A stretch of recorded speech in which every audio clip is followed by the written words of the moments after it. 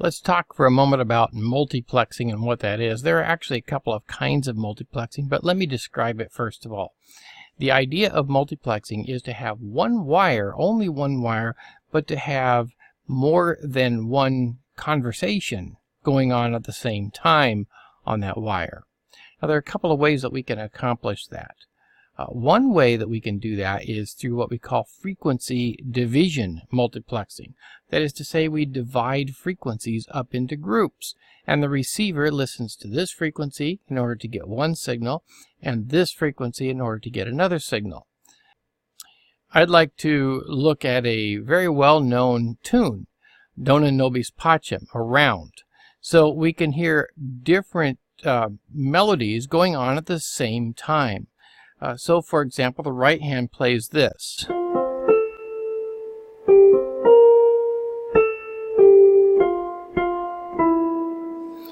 The left hand plays this.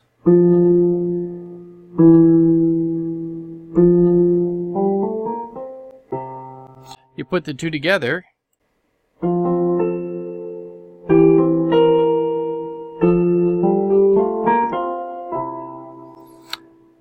and we can easily hear both of those melodies going on at the same time. In fact, if you mentally tune into one, you can hear this, and you mentally tune into the other, you hear this, and it's not difficult to distinguish the two. Well, in the same way, the receiver might be listening to one group of frequencies here and another group of frequencies here, and you can put several conversations together all at the same time, and you're not limited to two.